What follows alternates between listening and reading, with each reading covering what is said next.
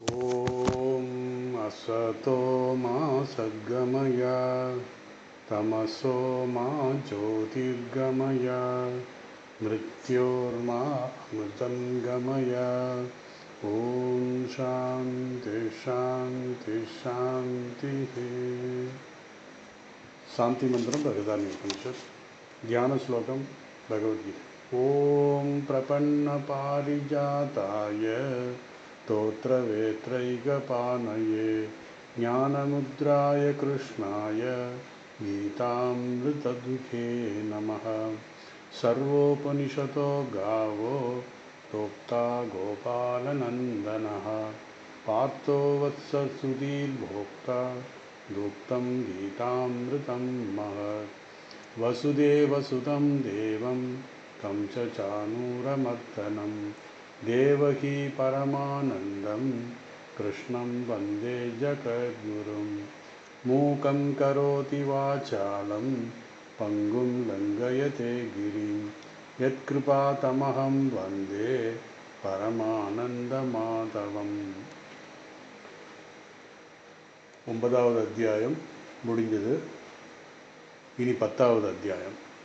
இந்த 10வது அத்தியாயத்துக்கு போகிறதுக்கு முன்னாடி 9வது அத்தியாயத்தில் நம்ம என்னென்ன பார்த்தோம் அப்படிங்கிறத ஒன்று தடவை பார்த்துட்டோம்னா, நம்ம இந்த அத்தியாயம் ராஜவித்யா ராஜகுஹ்யம் அப்படிங்கிறது, ஏன்னா இந்த 18 அத்தியாயத்தில் நடுவில் வர்ற ஒரு அத்தியாயம், மிக முக்கியமான ஒரு அத்தியாயம். இங்கேருந்து அடுத்து விபூதின்னு சொல்லி 10வது அத்தியாயம் பார்க்க போகிறோம். 11 விஸ்வரூப தரிசனம். ஸோ அதனால் இந்த 9வது அத்தியாயத்தினுடைய சிறப்பு என்ன அப்படிங்கிறத நம்ம பார்த்துட்டு, அதுக்கப்புறம் அதோடைய 9வது அத்தியாயத்தின் சாரத்தை பார்த்துட்டு, அதிலிருந்து நாம் எப்படி இந்த ஸ்லோகங்களை புரிந்து கொள்ளலாம். எல்லா ஸ்லோகங்களையும் படிக்கலைனாலும் சில முக்கியமான ஸ்லோகங்கள் இதில் இருக்குது. நான் அதை என்னென்னு பார்க்க சொல்கிறேன். 9வது அத்தியாயத்தில் முக்கியமான 3 கருத்துக்களை நம்ம பார்த்தோம். ஹோல் 9வது அத்தியாயத்தில் 3 விஷயம் பகவான் சொன்னார். 1 ஈஸ்வர ஸ்வரூபம், 2வது பக்தி, ஈஸ்வர அனுகிரகம். முதல் ஈஸ்வர ஸ்வரூபம் எப்படி இருக்குன்னு தெரிஞ்சால் தான் நம்மளால் பக்தி பண்ண முடியும். அப்புறம் பக்தி பண்ணும்போது நம்ம எப்போ எந்த வகையான பக்தி பண்ணுறோம் அப்படிங்கிறதையும் பகவான் சொல்ல போகிறாரு. நாம் செய்கின்ற பக்திக்கேற்ப பகவானுடைய அனுகிரகம் நமக்கு கிடைக்கும். ஆக 3 விஷயம்: ஈஸ்வர ஸ்வரூபம், பக்தி, ஈஸ்வர அனுகிரகம். இந்த 9வது ஸ்லோகத்தில் பார்ப்போம். இந்த கருத்துக்கள், சில கருத்துக்கள் நம்ம 7வது அத்தியாயத்திலையும் பார்த்துருக்கோம். ஆனால் அதே சற்று விவரமாக விரிவாக இங்கே சொல்லப்பட்டிருக்கிறது. ஆக 7வது அத்தியாயம் 9வது அத்தியாயத்தையும் அதாவது ஒரே கருத்து தான், விதவிதமாக இங்கே சொல்லப்பட்டிருக்கு. அவ்வளோதான் வித்தியாசம். இந்த சாரம் அப்படின்னு, அதாவது எசன்ஸ் பார்த்தீங்கன்னா 9வது அத்தியாயம் 7வது அத்தியாயம் ஒன்றா தான் இருக்கும். ஆனால் 9வது அத்தியாயத்தில் சில டீட்டெயிலாக பக்தி அப்படிங்கிறத 12வது அத்தியாயத்தில் சொல்ல போகிறதையும் இங்கே ப்ரீஃபாக சொல்லிட்டாரு. ஸோ இனி சுருக்கமாக 9வது அத்தியாயத்தில் என்னென்ன ஸ்லோகத்தில் என்னென்ன சொன்னார் பகவான் அப்படிங்கிற கருத்தை பார்த்து அதை பற்றி நம்ம யோசிக்கணும். ஏன்னு கேட்டிங்கன்னா, இந்த அத்தியாயத்தை படிக்கும்போது, இந்த ஸ்லோகங்களை படிக்கும்போது நமக்கு மிக தெளிவாகும். இப்படி இந்தந்த கருத்துக்கள் இந்தந்த ஸ்லோகத்தில் சொல்லப்பட்டிருக்கு. முக்கியமாக சில கருத்துக்கள் பகவான் என்ன சொல்லியிருக்காரு அப்படிங்கிறத நமக்கு சொல்கிறார். பார்த்திங்கன்னா, இந்த அத்தியாயத்தில் 1லேருந்து 3 வரைக்கும் என்ன சொன்னார் பகவான் அப்படின்னா, ஒரு இன்ட்ரோடக்ஷன் கொடுக்குறாரு.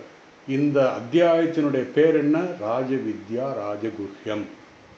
அப்போ இந்த ராஜவித்யா ராஜகுஹ்யத்துக்கு முன்னுரை எப்படி சொல்லணும் அப்படிங்கிறதுக்காக பகவான் என்ன சொல்கிறாரு, மிக முக்கியமான 3 விஷயங்கள் சொல்கிறாரு. இந்த 9வது அத்தியாயத்தினுடைய மகிமை என்ன, முக்கியமாக 3 கருத்து என்னன்னா, அதாவது இந்த 1லேருந்து 3வது ஸ்லோகம் வரைக்கும் என்ன பகவான் சொல்கிறாருங்கிற ஒரு முன்னுரை சொல்கிறாரு. என்னென்னா, ஞானத்தின் மகிமை. அதாவது ஞானம்தான் எல்லாம் அப்படின்னு சொல்கிறாங்க. அது சங்கரர் கூட சொல்கிறாரு, நம்ம பக்தியின் மூலமாக கர்மத்தின் மூலமாகவும் பகவானை அடையலாம் அப்படின்னு சொன்னாலும், இந்த ஞானம் அங்கே இந்த இடத்துல எப்படி வருது அப்படிங்கிறதையும் நம்ம புரிஞ்சுக்கணும். அதனால் பக்தியின் மூலமாக சித்தம் தெளிந்து ஞானம் கிடைக்கும், அதன் மூலமாக இறைவன் அடையலாம். அதே மாதிரி கர்மத்தின் மூலமாக நம்முடைய மன தூய்மை அடைந்து நாம் பக்தியை புரிந்து கொள்ளலாம். அதாவது இறைவனுடைய சொரூபத்தை புரிந்து கொள்ளலாம். நான் யார் என்பதை புரிந்து கொள்ளலாம். ஆக கடைசி கண்ணுமான பக்தி, ஞானம் அப்படின்னு சொல்கிறோம். ஞானம் இருந்தால் தானா அப்படின்னா கர்மம்லாம் வேணாமான்னா அப்படி கிடையாது. கர்மம் வேணும், பக்தியும் வேணும். கர்மம் முதல் படி, பக்தி ரெண்டாவது படி. அதாவது அதனுடைய முதிர்ச்சி வேறு வேறு கிடையாது. ஒவ்வொரு ஸ்டெப்பு நிலை மாறுது, ஒவ்வொரு நிலையும் மாறுது. அதுதான் இங்கே சொல்கிறாரு. இந்த 3 ஸ்லோகத்தில் 1வதுலேருந்து 3வது ஸ்லோகம் வரைக்கும் ஞானத்தின் மகிமை, ஞானம் நம்மை எங்கு கொண்டு செல்லும், அதை தான் மகிமை அது சொல்கிறார். அதுக்கப்புறம் இந்த ஞானத்தை அடைய வேண்டிய சாதனை, ஞானத்தை அடைய என்ன செய்யணும் நம்ம அப்படிங்கிறத ஞான சாதனம் அப்படிங்கிற கருத்தை சொன்னார். 3வது இந்த ஞானத்தின பலன் என்ன, இவ்வளோ கஷ்டப்பட்டு நமக்கு என்ன பலன் கிடைக்கும் அப்படிங்கிறதையும், ஞானத்தின் மகிமை, ஞான சாதனம், ஞானத்தின் பலன், இந்த 3ம் இந்த 1வது அத்தியாய ஸ்லோகத்திலிருந்து 3வது ஸ்லோகத்தில் சொல்லிட்டார். ஸோ ஞானத்தின் சாதனை என்ன என்றால் என்னன்னு சொன்னார்னா, அதாவது இந்த ஞான சாதனை என்னவென்று என்ன சொல்கிறதுக்கு என்னென்னா அதனுடைய பலன் நமக்கு சொல்லணும். அதாவது சாதனைகள் என்று எப்படி சாதனை பண்ணுறதுன்னா சிரவண மனன நிதித்தியாசனம் அப்படிங்கிறத பார்த்தோம்.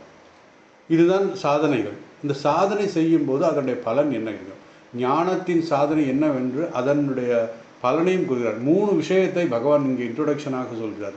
ஞானத்தின் மகிமை என்னவென்றால், ஞானத்தின் மகிமை என்பது ராஜ வித்யா ராஜகுஹ்யம். இது முக்கியமான கருத்து என்பதால் இந்த அத்தியாயத்துக்கே இந்த பேர் வந்தது. ஸோ இன்ட்ரோடக்ஷன்லேயே சொல்லிடுறாரு, இது எப்பேற்பட்ட வித்யா, ராஜ வித்யா, எல்லா வித்யைகளுக்கும் ராஜாவாக இருக்கிறான். ராஜ வித்யா. இந்த உலகத்தில் எத்தனையோ வித்யைகள் எல்லாம் இருக்குது. அதிலே மிக சிறந்தது உயர்ந்தது எதுன்னா இந்த ராஜ வித்யா. அதுக்கப்புறம் ராஜகுஹ்யம், இதெல்லாம் நம்ம பார்த்துருக்கோம். இருந்தாலும் ஜஸ்ட் நான் உங்களுக்கு ரீகலெக்ட் பண்ணுறேன். ராஜகுஹ்யம் என்பது சாதாரணமாக இது புரிந்து கொள்ளக்கூடிய விஷயம் கிடையாது. பகவான் ராமகிருஷ்ணர் சொல்வார், இந்த உலகத்தில் எல்லாத்தையும் எச்சியல் பண்ணிடலாம், அதாவது அதை பற்றி எக்ஸ்பிளைன் பண்ணிடலாம். ஆனால் பிரம்மத்தை பற்றி யாரும் எச்சியல் பண்ண முடியாது.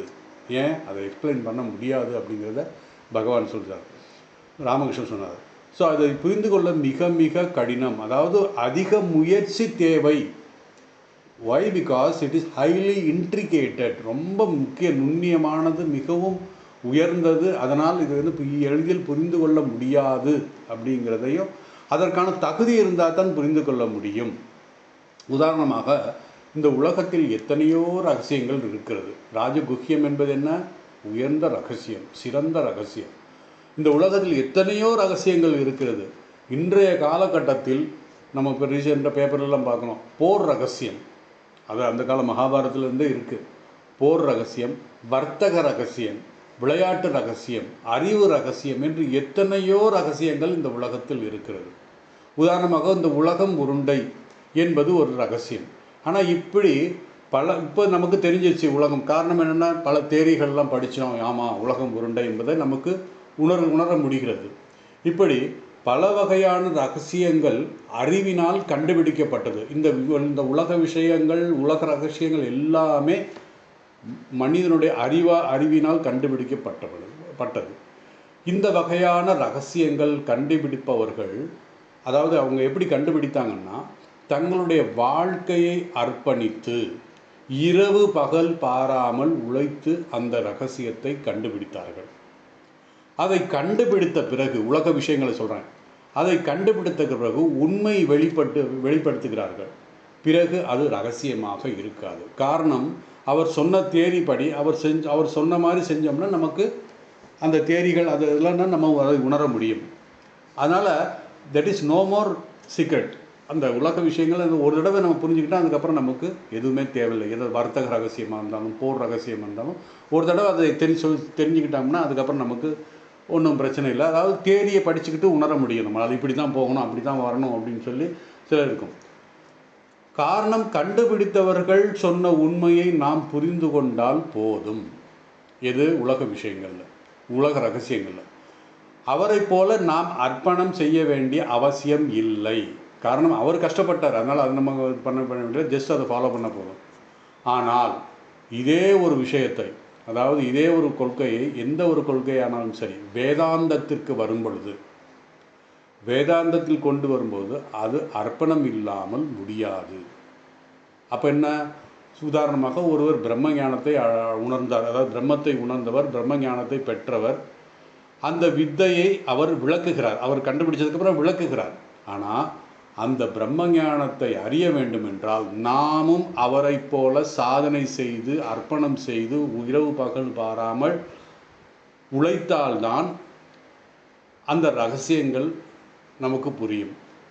மற்ற ரகசியங்களைப் போல கண்டுபிடித்தவர்கள் மட்டும் அர்ப்பணித்தால் போதுமல்ல. இது நாம் கண்டுபிடிக்க வேண்டும்னால் நாம் அர்ப்பணிக்க வேண்டும். மற்ற ரகசியங்கள் எல்லாம் தேரியை படித்தால் போதும். இதற்கு மாறாக எல்லா ரகசியத்துக்கும் உள்ள வித்தியாசம் இதுதான். பிரம்ம ரகசியம், அதாவது பிரம்ம தத்துவத்தை புரிந்து கொள்வதும் வேத தத்துவங்களை புரிந்து கொள்வதும் வித்தியாசம் தான். நாமும் அதை போல அர்ப்பணிக்க வேண்டும். ஆனால் உலக ரகசியங்களுக்கு அப்படி தேவை இல்லை. அதைத்தான் அந்த ஞானத்தை அதை படித்து உணர்ந்தால் போதும் என்றால் அது முடியாது. பிரம்ம ஞானம் விஷயத்தில் பிரம்ம ஞானம் பெற்றவர் மேற்கொண்ட எல்லா வழிகளையும் சரியாக பின்பற்றினால்தான் அதை அடைய முடியும். இந்த வித்தை ராஜ வித்யை என்கிறோம். அதனால தான் இதுக்கு ராஜ வித்யை அப்படிங்கிறோம். இந்த பிரம்ம வித்யை தேரியை நாம் கேட்டால் அது ரகசியமாகத்தானே இருக்கும். ஏன்னா மற்ற வித்தையெல்லாம் உலக வித்தையெல்லாம் அந்த தேரி படித்தாலே போதும். ஆனால் இது அப்படி கிடையாது. நாம் அந்த தத்துவத்தை சிரவணம் செய்து, இதுக்கப்புறம் மனனம் செய்து, அதுக்கப்புறம் நிதித்தியானம் செய்தால் ஞானம், அதுக்கப்புறம் ஞானத்திலிருந்து ஞான நிஷ்டை, இப்படி படிப்படியாக போய் ஒவ்வொருவரும் அப்படி போனால் தான் அந்த பிரம்ம ஞானத்தை அடைய முடியும். அதனால தான் இது ரகசியம். இதனை உணர வேண்டும் என்றால் சாதனைகள் செய்ய வேண்டும். அதனால்தான் பொண்ணுமில் நம்ம இப்போ கீதை படிக்கிறோம். அந்த கீதை படித்த சில தத்துவங்கள் நமக்கு ரொம்ப ரொம்ப பிடிச்சிருக்கும். சில விஷயங்கள் நான் சொல்லும்போது நீங்கள் கீதை இந்த ஸ்லோகங்கள் படிக்கும்போது தெரிஞ்சிருக்கும் உங்களுக்கு. அதை மற்றவர்களிடம் விலக்கி விடலாம் என்று நினைத்தால் அது சாத்தியமாகாது. காரணம் என்னென்னா, கேட்கின்றவர் நம்ம சொல்கிறோம். காரணம் நமக்கு ஓரளவுக்கு அது புரிஞ்சிருச்சு, அந்த தத்துவம் என்னன்னு தெரியுது, ஈஸ்வர ஸ்வரூபம் ஈஸ்வர தத்துவம் என்னங்கிறத நம்ம பல ஸ்லோகங்களில் பார்த்துட்டோம். அது மற்றவங்ககிட்ட நம்ம அதை எக்ஸ்பிளைன் பண்ணிடலாம், விளக்கலாம் என்றால் அது அவ்வளவு எளிதல்ல. காரணம், அவர்களுக்கு தகுதி இருந்தால்தான் அது புரிந்து கொள்ள முடியும் என்பதை இந்த பிரம்மஞானத்தின் மூலமாக நம்ம அதாவது பிரம்மஞானம்னா இதுதான். அவர்களுக்கு தகுதி வேணும், அவர்கள் சாதனை செய்ய வேண்டும், அப்பொழுதுதான் அவர்களுக்கு புரியும். அதனால்தான் இதற்கு ராஜ வித்யா. இந்த வகையான ரகசியங்களை கண்டுபிடிக்க முயற்சி அதிக தேவை என்பதுதான் இங்கே முக்கியம். பகவான் சொல்கிறார், இந்த வகையானது அதிகமாக நம்ம முயற்சி செய்யணும். அதனால தான் இந்த வித்யை ராஜகுஹ்யம், ராஜ வித்யாரா ராஜகுஹ்யம், ஹைலி சீக்ரெட் ஞான சாதனம். அப்புறம் ஞான சாதனத்தின் மூலமாக அந்த ஞானத்தை அடைவதற்கான வழி என்னவென்றால் ஸ்ரத்தாங்கிறத பார்த்தோம். இந்த ஞானத்தை சொல்லியாச்சு. இந்த ஞானத்தை அடைவதற்கு என்ன வேண்டும் என்றால் நமக்கு ஸ்ரத்தை வேண்டும். ஞானத்தை அடைய முக்கியமான சாதனை என்ன? அந்த ஸ்ரத்தா. இந்த ஸ்ரத்தாங்கிறதுக்கு நான் ஏற்கனவே ஒரு தடவை சொல்லியிருக்கேன். எப்படி நம்ம படிப்படியாக போகணும். நமக்கு ஒரு சம்ஸ்காரம் வரணும். சம்ஸ்காரம் என்ன? நம்ம ஒரு பகவத்கீதை படிக்கிறோம், எந்த சாஸ்திரங்கள் படிக்கிறோம் அப்படின்னா அதை படித்து நமக்கு படிக்க நமக்கு அதில் இப்படி ஒரு இருக்குது அப்படிங்கிற ஒரு தத்துவத்தை நாம் அதை கொஞ்சம் லேசாக மனசில் புரிஞ்சு கொள்ள முடியும். அது ஒரு அந்த அந்த அந்த அந்த ஆச்சாரத்தின் மூலமாக வருகின்ற அந்த ஒரு விஷயம். அதுக்கப்புறம் அந்த ஆச்சாரம் என்ன ஆகும்? டெய்லி நம்ம பகவத்கீதை படிக்கணும் அல்லது ஏதாவது ஒரு சாஸ்திரங்கள் படிக்கிறோம் அப்படின்னா நமக்கு அது ஒரு பழக்கமாகும்போது அது மனதில் உறுதியாக நிற்கும். அது நேரத்தில் நம்ம என்னென்னா அது இல்லாமல் அது செய்யாமல் நம்ம அந்த அன்றைக்கி நாள் பொழுது போவது ஏதோ ஒரு இதாக கஷ்டமாக இருக்கும். அதாவது இந்த ஆச்சாரம் அப்படின்னு அது இல்லைன்னா முடியாதுங்கிற ஒரு வரைக்கும் வருதுன்னா அது நிஷ்டை ஆயிடுச்சுன்னு அர்த்தம். இந்த ஆச்சாரத்தின் மூலமாக நாம் நிஷ்டை அடைகிறோம். அந்த நிஷ்டை மூலமாகத்தான் நமக்கு ஸ்ரத்தா வரும். இந்த ஸ்ரத்தை வந்துடுச்சுன்னா உறுதி ஆகிவிடும். நிச்சயமாக நமக்கு அந்த தத்துவம் தெளிவாகும். அதனால தான் பகவான் சொன்னார், ஸ்ரத்தாவான் லபதே ஞானம் தத்பரம் சம்யேந்திரியா அப்படின்னு சொன்னார் 5வது அத்தியாயத்தில். ஸ்ரத்தை இருந்தவனுக்குத்தான் ஞானம் வரும். ஸ்ரத்தாவான் அவன் என்ன ஸ்ரத்தை மூலமாக என்ன கிடைக்குது, அவனுக்கு ஞானம் கிடைக்குது. அதனால் ஞான சாதனத்துக்கு முக்கியமான விஷயம் என்னென்னா ஸ்ரத்தா. அதைத்தான் பகவான் சொல்கிறார்.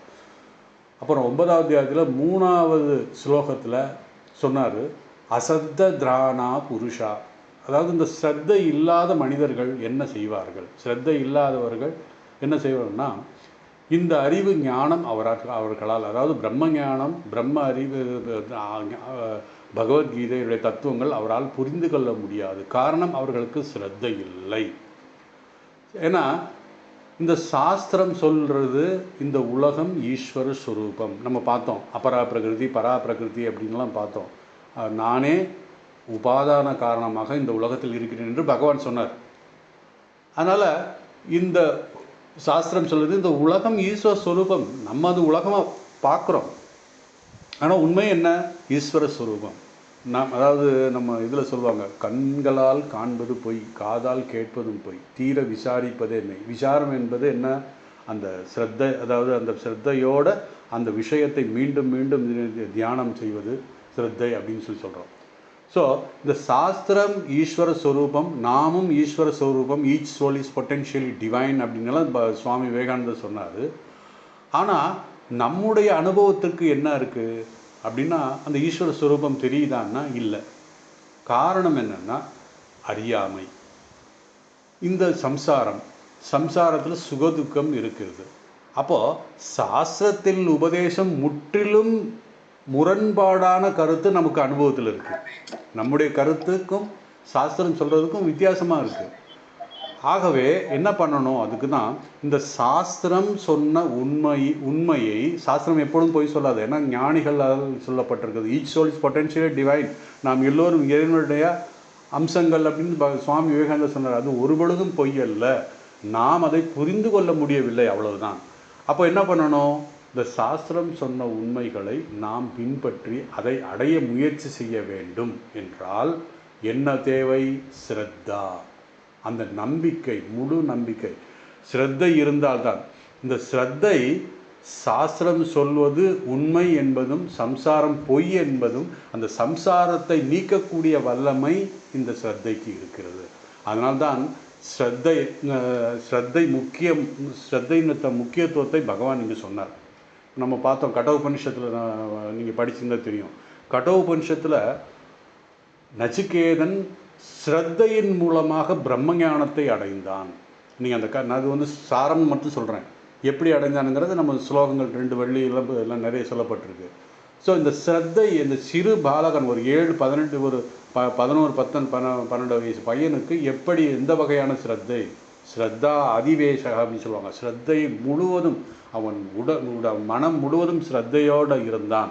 அப்போ அவனுக்கு பிரம்மஞானம், அந்த பிரம்மஞானத்தின் தகுதி, ஏன்னா அவன் தகுதி இருக்காங்கிறத யமதர்மராஜா டெஸ்ட் பண்ணுறாரு. அப்போ பல கேள்விகள்லாம் கேட்டதுக்கப்புறம் அவன் சொல்கிறாரு, எஸ், நீ சரியான ஆள் தான், அதாவது அந்த ஸ்ரத்தை உனக்கு இருக்கிறது, அதனால் உனக்கு அந்த ஞானத்தை நான் தருகிறேன் அப்படின்னு சொல்லி அந்த ஸ்ரத்தாவான் லபதே ஞானங்கிறதுக்கான பொருள் சொல்லுது. அப்புறம் ஞானத்தினுடைய பலன் என்ன, இப்போ சாதனை சொல்லியாச்சு, ஸ்ரத்தை வேணுங்கிறத. அப்போது அடுத்து என்ன, இந்த ஞானத்தினுடைய பலன் என்னன்னா மிருத்யு சம்சார வர்த்மனி. நம்ம ஸ்லோகத்தில் பார்த்தோம், மரணத்துடன் இருக்கின்ற இந்த சம்சாரத்திலிருந்து ஒருவன் விடுதலை அடைகிறான். எது, இந்த ஞானத்தினுடைய பலன். ஞானத்தை அடைந்தால் நாம் மீண்டும் பிறவியில், அதாவது மீண்டும் பிறப்பு எடுக்க வேண்டியதில்லை, பிறவியில்லா பெருநிலையை நாம் அடைவோம். இந்த ராஜகுஹ்யத்தை தெரிந்து கொண்டால் சம்சாரத்திலிருந்து விடுபடலாம் அப்படிங்கிறது சொல்கிறார். விடுதலை, இதுதான் மனித வாழ்க்கையின் லட்சியம் என்று பகவான் ராமகிருஷ்ணர் சொல்கிறார்.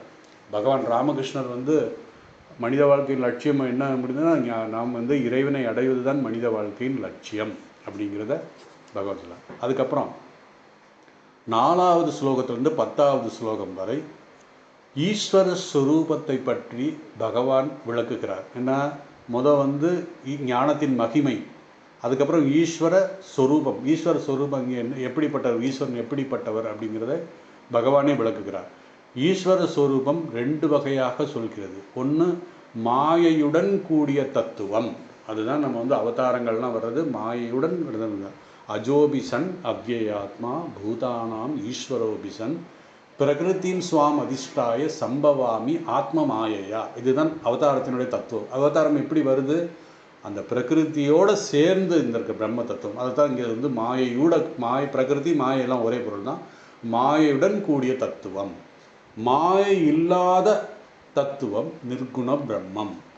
அப்போ சகுண பிரம்மம் நிர்குண பிரம்மம் என்னது? இந்த சகுண பிரம்மனை பற்றி பகவான் பல விஷயங்களை சொன்னார். ஏன்னா சகுண பிரம்மனை புரிந்து கொள்ள வேண்டும் என்றால் அவர் தான் நம்ம சர்வஜன் அப்படின்னு சொன்னோம். அப்புறம் சிருஷ்டிகர்த்தா, உபாதான காரணம், இப்படியெல்லாம் நம்ம வந்து அந்த இதை சொன்னோம். சகுண பிரம்மனுடைய லட்சணங்களெல்லாம் சொன்னோம். உபாதான காரணமாக நான் தான் இருக்கிறேன்.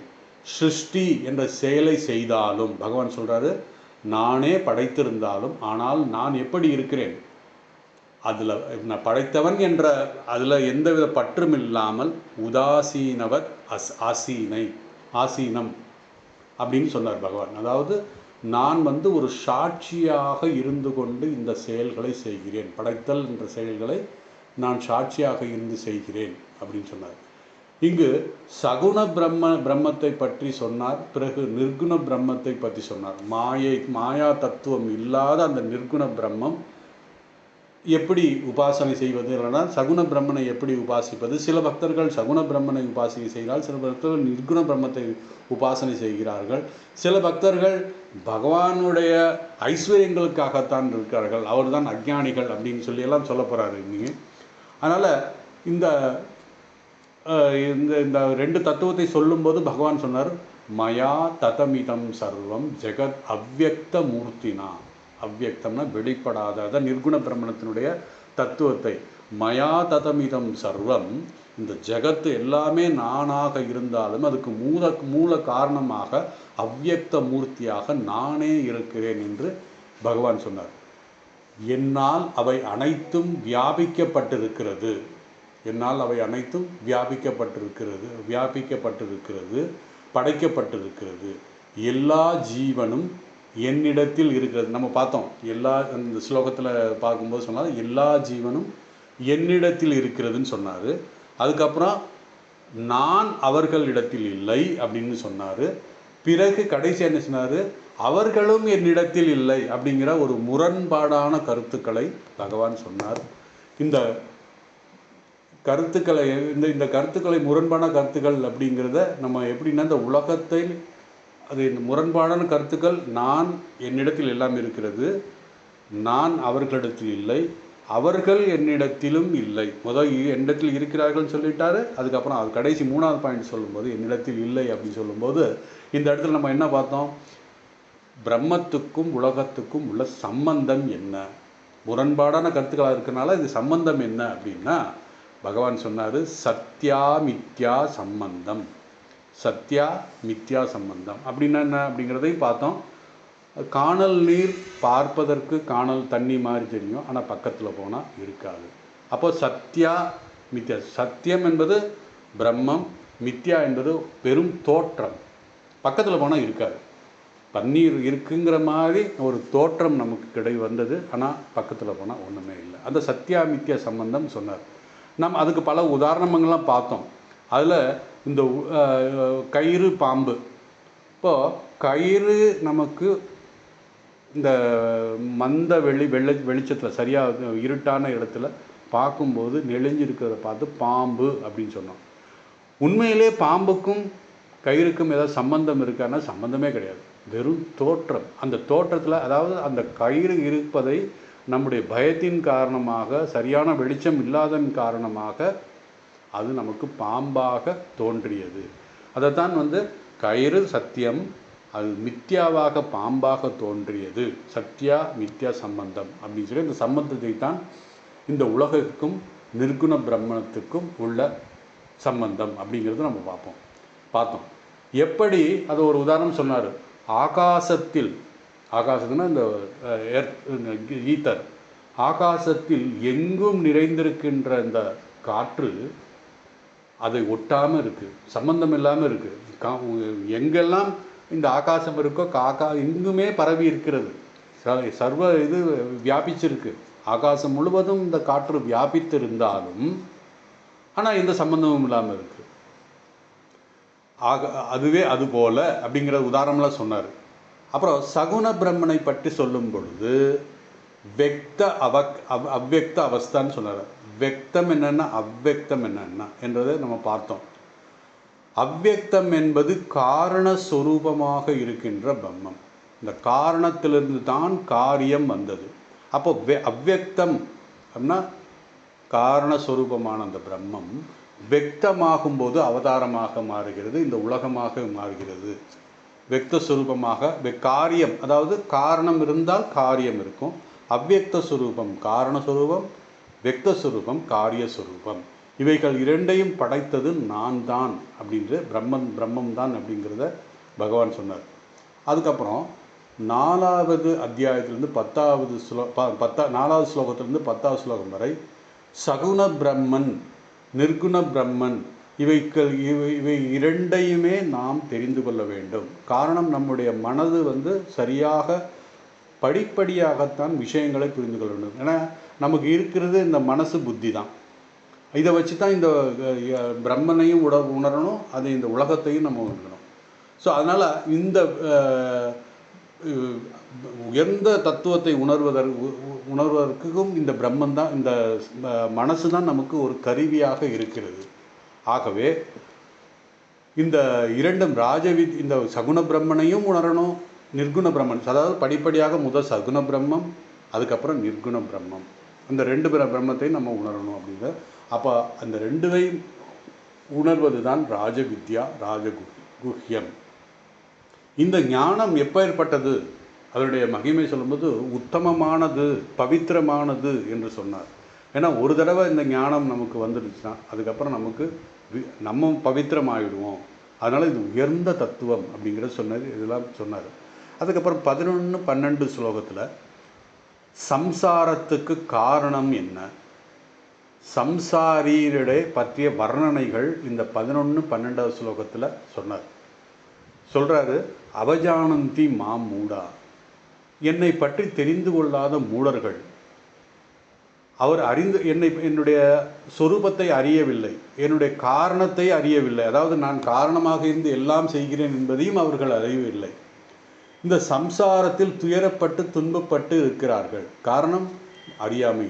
இந்த சம்சாரத்திற்கு காரணமாக இருக்கின்ற அறியாமை என்று பகவான் 11, 12வது ஸ்லோகத்தில் சம்சாரத்தினுடைய வர்ணனைகள் செய்கிறார். இந்த உலகத்தில் இருப்பது எல்லாமே பிரம்மம் தான். இந்த சம்சாரம் எங்கிருந்து வந்தது என்றால், இந்த உலகமே பிரம்மன் தான். அப்போ இந்த சம்சாரம் எங்கிருந்து வந்தது அப்படின்னா அது மாயை, அறியாமையிலிருந்து வந்தது என்று சொன்னார். அப்புறம் 12வது ஸ்லோகத்தில் வர்ணிக்கிறார், மோக கர்மாணி அப்படிங்கிறத 12வது ஸ்லோகத்தை பார்க்கும்போது நமக்கு நாம் மோகத்தோடு எதை செய்தாலும் அதனுடைய பலன் எப்படி இருக்கும், மோகாசா மோக கர்மாணி மோக ஞானம் விஜேதசா அப்படின்னு சொன்னார். அப்போது மோகத்தில் நாம் இருக்கும்போது, அறியாமையில் இருக்கும்போது நாம் செய்கின்ற காரியம் எப்படி இருக்கும், மோக காரியம். அப்போது இந்த மோக காரியத்திலிருந்து என்ன வரும், மோக ஞானம். ஆக இதெல்லாம் தேவையில்லாத, அதாவது நமக்கு வேண்டாத ஒரு விஷயம். மோக கர்மாணி அப்படி ஒன்றா சொல்கிறது. மோகத்தில் இருப்பவர்கள் அவர்கள் செய்கின்ற செயல்களும் உபயோகமற்றதாக இருக்கும். மோகம் என்றால் தேவையில்லாத பயம், அறியாமை. அந்த மோகத்தோடு செய்கின்ற செயல்களும் அறியாமையாக இருக்கும், அதாவது பிரயோஜனப்படாதுன்னு சொல்கிறார்.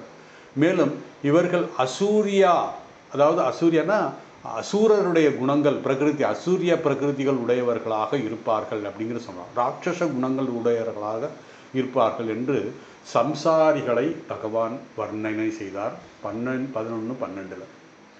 அதுக்கப்புறம் 13வது ஸ்லோகத்திலிருந்து 15வது ஸ்லோகம் வரைக்கும் விதவிதமான பக்தர்களை பற்றி சொன்னார். பக்தி மற்றும் பக்தர்களை பற்றி பேசினார். எப்படி என்னால், எல்லா பக்தர்கள் இருக்கிறார்கள், அவரவர்கள் எப்படி பக்தி செய்கிறார்கள் என்பதையும் சொன்னார். அதாவது சுருக்கமாக சொன்னோம்னா, பக்தி வந்து எப்படி பண்ணுறாங்க அப்படின்னா, சில பேர் வந்து ஏகரூப பக்தியாக செய்கிறாங்க, சில பேர் அநேக ரூப பக்தியாக செய்கிறார்கள், சில பேர் அரூப பக்தியாக செய்கிறார்கள். இந்த 3 வகையான பக்தியை பற்றி பகவான் சொன்னார் இந்த 13லேருந்து 15வது ஸ்லோகம் வரைக்கும். ஏகரூப பக்தி என்ன அப்படின்னா, ஏகரூப பக்தினா ஒரு இஷ்ட தெய்வத்தை முதலில் நினைத்து, இதுதான் ஃபஸ்ட்டு ஸ்டேஜ். இஷ்ட தெய்வத்தை நமக்கு பிடிச்ச நமக்கு இஷ்ட தெய்வம் ராமர், கிருஷ்ணர், ராமகிருஷ்ணர், சீதா, சிவா, தேவி, யாரை வேணாலும் இஷ்ட தெய்வமாக வழிபட்டு பூஜை செய்து அதன் மூலமாக நாம் மனம் சற்று உயர்ந்த ஆன்மீகத்தில் உயரும் பொழுது நமக்கு என்ன ஆகும் அப்படின்னா அநேக ரூப பக்தி. அப்போ அந்த அநேக ரூப பக்தி என்ன சொல்லுதுன்னா, என்னுடைய இஷ்ட தெய்வம் இஷ்ட தேவதையே அனைத்துமாக இருக்கிறது. இதைத்தான் நம்ம பக்தியினுடைய அடுத்த ஸ்டெப்பு. அதாவது ஃபஸ்ட்டு வந்து அபராபக்தி பராபக்தி அப்படின்னு சொல்லுவார் சுவாமி விவேகானந்தர். அவருடைய பக்தி யோகத்தில் பண்ணிங்கன்னா பராபக்தின்னு சொல்லுவார். பராபக்திங்கிறது இப்போ இந்த இஷ்ட தெய்வத்தினுடைய இது. அதுக்கப்புறம் அபராபக்திங்கிறது ரெண்டுமே வந்துடும். அநேக ரூப பக்தியும் வந்துடும், நிர்குண பக்தியும் வந்துடும், அதாவது அரூப பக்தியும் வந்துடும் அப்படிங்கிறார். ஸோ வந்து நமக்கு பராபக்தி தான் வருது அப்படின்னு சொல்லி நம்ம பராபக்தியிலேருந்து தான் நம்ம படிப்படியாக போகணும்னு சொல்லி சுவாமி விவேகானந்தர் பக்தி யோகத்தில் சொல்கிறார். ஸோ இதை அனைத்தும், அதாவது இந்த இஷ்ட தேவதையே அனைத்துமாக இருக்குதுன்னு தெரிந்து கொள்வது தான் அநேக ரூப பக்தி. அதைத்தான் பகவான் அடுத்த அத்தியாயத்தில் விஸ்வரூப பக்தி, விஸ்வரூப தர்சனம் அப்படிங்கிற 11வது ஸ்லோகத்தில் 11வது அத்தியாயத்து முழுவதும் சொல்ல போகிறார். பிறகு அரூப பக்தி. அரூப பக்தின்னா எந்த உருவம் இல்லாத பக்தி. அந்த உருவம் இல்லாதது தான் நிர்குண பக்தி அப்படின்னு சொல்கிறோம். உருவம் இல்லாமல் பிரம்மனை பக்தி செய்வது. இவ்வாறு விதவிதமாக ஏகரூப பக்தி, விஸ்வரூப பக்தி, அநேக ரூப பக்தி அப்படிங்கிறதெல்லாம் சொல்லிட்டு பிறகு கடைசி 16வதுலேருந்து 19வது ஸ்லோகம் வரை என்ன சொல்கிறாரு அப்படின்னா, இந்த 16லேருந்து 19 வரை பகவானுடைய விபூதி. பகவானுடைய விபூதி என்பது பகவானுடைய பெருமைகள், எப்படி பகவான் இருக்கார் அப்படிங்கிறத.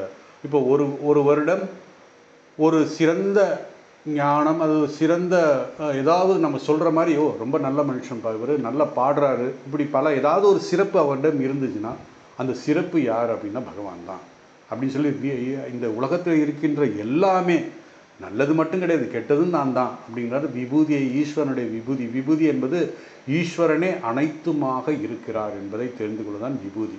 அதுதான் விஸ்வரூப தர்சனத்தில் சொல்ல போகிறாரு. அதை 10வது அத்தியாயத்திலையும் விளக்கப் போகிறார். அதனால் விபூதி, இந்த 10வது அத்தியாயத்துக்கு பேரே விபூதி யோகம் அப்படின்னு சொல்லலாம். ஸோ இந்த உலகம் அனைத்தும் ஈஸ்வரனுடைய பெருமைகள். இந்த உலக பெருமைகளில் குறித்து சில விஷயங்களெல்லாம் பகவான் சொல்கிறார். அதாவது தன்னுடைய பெருமைகளை எப்படி சொல்கிறாருன்னா, இந்த உலகத்தினுடைய விஷயங்கள் ஒன்று ஒன்றா சொல்லி அதுதான் நான் தான் அப்படிங்கிறது மாதிரி சொல்கிறாரு. அதெல்லாம் நம்ம பார்த்தோம். நானே உலகத்தில் உள்ள எல்லா யஜ்யமாக இருக்கிறேன், மந்திரமாக இருக்கிறேன், அக்னியாக இருக்கிறேன், பிறகு நானே மாதாவாகவும் இருக்கிறேன், தாயாக இருக்கிறேன், நானே பிதாவாகவும் இருக்கிறேன், தந்தையாக இருக்கிறேன், நானே தாத்தாவாக, ஆக தாய் தந்தை பாட்டன் அனைத்துமே நானாக இருக்கிறேன் என்று சில ஸ்லோகத்தில் பகவான் சொன்னார். 16லேருந்து 19 வரைக்கும் இதெல்லாம் சொன்னார். பகவானுடைய பெருமைகளை சொல்வதில் அவர் திருப்தி அடையவில்லை. காரணம், ஏதாவது சொல்லப்போனால் இந்த பிரம்மத்தை பற்றி யாரும் சொல்லிட முடியாது இல்லையா. ஒன்று சொன்னால் ஒன்று விட்டு போயிடும். அப்போது என்ன பண்ணுறது அப்படின்னா திருப்தி அடையவில்லை. அதுதான் இந்த திருப்தி, அவர் பகவானுடைய திருப்திக்காகத்தான் இந்த 11 விஸ்வரூப தர்சனம். இந்த விஸ்வரூப தரிசனத்தில் முழு விபூதியையும் சொல்கிறார். முழு விபூதி விளக்குவது அந்த 11வது அத்தியாயத்தில் தான். அதனால் 9, 10, 11 3 அத்தியாயமும் எப்போ சேர்ந்து பார்க்கும்போது நமக்கு நல்லா புரியுது. பிறகு 20, 21 இந்த 2 ஸ்லோகத்தில் சகாம பக்தர்களுடைய பலனும் அவர்கள் அடைகின்ற கதியும் என்ன அப்படிங்கிறத சொல்கிறார். உலக விஷயத்தில் ஆசைப்பட்டு பக்தி செய்கின்றவர்களுடைய பலன், கதி என்ன, அவர்களுடைய பலன், அவர்களுக்கு என்ன கிடைக்கும், என்ன நிலை அடைவார்கள் என்பதை இந்த 2 ஸ்லோகத்தில் 20, 21 ஸ்லோகத்தில் பகவான் விளக்குகிறார். ஆசைப்பட்டு, அதாவது பகவானுடைய ஐஸ்வர்யத்தை ஆசைப்பட்டு, பகவானை வேணும்னு ஆசைப்படலை, பகவானுடைய ஐஸ்வர்யத்தை ஆசைப்பட்டு பக்தி செய்வர்கள் என்ன கிடைக்கும்? அவர்களுக்கு சொர்க்கம் கிடைக்கும், சுகத்தை அனுபவிப்பார்கள். அல்லது இந்த லோகத்தில் இருக்கும்போதே நல்ல பேர், புகழ், பணம், எல்லா வசதியுடன் இருப்பார்கள். அதுதான் அவர்களுடைய பலன். ஸோ அதில் என்னன்னா, இந்த புகழ் அடைந்தவர்கள் அந்த கிட்டத்தட்ட சொர்க்கம் மாதிரி தான் சொல்கிறாங்க. சொன்ன சொர்க்கத்துக்கு போய் பக்தி ஆசையோடு பக்தி செய்து பகவானுடைய ஐஸ்வர்யத்துக்காக பக்தி செய்தவர்கள் சொர்க்கத்துக்கு போவார்கள். அதாவது சொர்க்கத்தை அடைய வேண்டும் என்ற ஆசையோடு செய்தார். அல்லது பொன் பொருள் அது இது வேணும்னா அதையும் கொடுப்பார், பகவான் அதையும் கொடுப்பார். அப்போது நமக்கு ஒரு சந்தேகம் வரும், அப்போ இது என்ன சாஸ்வதமாக நம்ம சுகமாகவே இருக்கலாமா, அந்த லோகத்திலே இருக்கலாமான்னா அது முடியாது. இந்த லோகத்தில் அதாவது எல்லா சுகங்களும் அனுபவித்திருந்தாலும் அது நிரந்தரமாக இருக்க முடியாது என்பதை நம்ம பார்த்தோம். என்ன? சீனே புண்ணிய மத்தியலோகம் விஷந்தி. எப்படி கிரெடிட் கார்டு முடிஞ்சவொன்னே திருப்பி அதை கார்டில் பணம் போட்டால் தான் ஏதாவது பர்ச்சேஸ் பண்ண முடியுமோ, அதுபோல் நம்ம புண்ணியங்கள் எல்லாம் தீர்ந்த பிறகு சீனே புண்ணிய மத்தியலோகம்னா இந்த பூலோகம், மத்தியலோகம் விஷந்தி. இந்த புண்ணியம் தீர்ந்த பிறகு மீண்டும் இந்த சம்சாரத்துக்கு வருவான். அப்போ வரும்பொழுது என்னென்ன மீண்டும் மனிதனாகத்தான் பிறப்பான என்பதை சொல்ல முடியாது. காரணம், அவரவர்களுடைய பாப புண்ணியத்தின் அடிப்படையில் தான் மனித உலகத்துக்கு வருவார்கள். அதனால தான் அந்த பகவான் சொன்ன கதாகதம் காமகாமி, அதாவது நீ வருவதும் போவதும் உன்னுடைய கர்மத்தினுடைய உன்னுடைய ஆசையுடைய பற்றி வைத்துத்தான் உனக்கு அடுத்த ஜென்மம் அப்படிங்கிறத சொன்னார். நீ சொர்க்க லோகத்துக்கு போனவன் தான் நீ நல்ல புண்ணியம் செய்தவன் அப்படிங்கிறது, நீ நல்லவன் அப்படிங்கிறது கிடையாது. உன்னுடைய சஞ்சீத கர்மாவில் இருக்கின்ற காமகாமி, அதை வச்சு தான் நம்ம அடுத்த ஜென்மத்தை நிர்ணயிக்க முடியும் அப்படின்னு சொன்னார். இது அதனால் சொர்க்கம் நிலையானது அல்ல என்ற ஒரு கருத்தையும் பகவான் சொர்க்கத்தை ஆசைப்படுவதனுடைய நிலையில் தான் அது நிரந்தரமானது அல்ல. அதனால் நமக்கு வேண்டியது பகவான் தான், பகவானுடைய ஐஸ்வர்யங்கள் இல்லை அப்படின்னு. ஏன்னா பகவானை அடைந்தால் பகவானுடைய ஐஸ்வர்யம் நமக்கு கொடுத்துருவார். அதனால் பகவானுடைய ஐஸ்வர்யம் தான் வேணும், பகவான் வேண்டான்னா அது சிக்கலாகி முடிஞ்சிடும். அதுக்கப்புறம் 22வது ஸ்லோகத்தில் மிக முக்கியமான ஸ்லோகங்கிறதையும் நான் சொன்னேன். இந்த ஸ்லோகத்தில் பகவான் சொல்கிறார், ஒரு உறுதிமொழியை கொடுக்குறார். என்னென்னா, அனன்யா சிந்தையந்தோ மாம் ஏ ஜனா பரிபாசதே தேசாம் நித்யாவி யுக்தானாம் யோகக்ஷேமம் வகாம்யகம். நானே உனக்கு வேண்டியதை, யோகத்தையும் க்ஷேமத்தையும் நானே உனக்கு தருகிறேன். எப்போ? இந்த 22வது ஸ்லோகத்தில் மிக முக்கியமான ஸ்லோகம். இதை நம்ம மனசில் சதா இதை பற்றி நம்ம சொல்லும்போது நமக்கு ஒரு உறுதி கிடைக்கும். பகவான் நமக்கு ஒரு உறுதி கொடுத்துருக்கிறார் என்பதை நம்ம எந்த ஒரு விஷயத்தை மீண்டும் மீண்டும் மீண்டும் நம்ம சொல்லும்போது அதனுடைய தெளிவு நமக்கு வரும். அதனால் இந்த ஸ்லோகங்கள்லாம் கொஞ்சம் மனதில் வச்சுக்கிட்டால் நல்லது. உறுதிமொழி அனன்ய பக்தி சிந்தகமாக. ஸோ இங்கு சாதகனுக்கு சந்தேகம் வரலாம். என்னென்னா, இந்த சாதகன் பகவானை அடைய வேண்டும் என்று, நிஷ்காம பக்தன் பகவானை அடைய வேண்டும் என்று தன்னுடைய காலம், அறிவு, முயற்சி, பொருள் இவைகள் எல்லாம் அர்ப்பணித்து விட்டான். நான் புரந்தரதாசருடைய கதை சொன்னேன் போன இதில். அந்த புரந்தரதாசர் எப்படி இருந்தார், அதுக்கப்புறம் எல்லாத்தையும் விட்டுட்டு வந்தார், அவரை எப்படி பகவான் பார்த்துக்கிட்டார் அப்படிங்கிறத நம்ம பார்த்தோம். ஸோ இந்த சாதகன் அன்றாட தேவைகள் யார் கொடுப்பார்? அப்படி ஒரு முறை கொடுத்தாலும் பிறகு அதை யார் பாதுகாப்பது அப்படிங்கிறது நமக்கு இந்த சாதகனுக்கு சந்தேகம் வரும். அதுக்காக தான் இந்த ஸ்லோகத்தில் 22வது ஸ்லோகத்தில் அதற்கு தெளிவுபடுத்துகிறார். அகம் பகாம்யகம், அதாவது நித்திய யோகமும் க்ஷேமமும் பகாம்யகம், நானே தருகிறேன். அப்போது ஏன் இப்படி நமக்கு யோகத்தையும் க்ஷேமத்தையும் தர்றேன்னு சொன்னார் அப்படின்னா, இந்த சாதகன் பகவானை அடைய வேண்டும் என்று சாது தர்மத்தை பின்பற்றுகிறான்.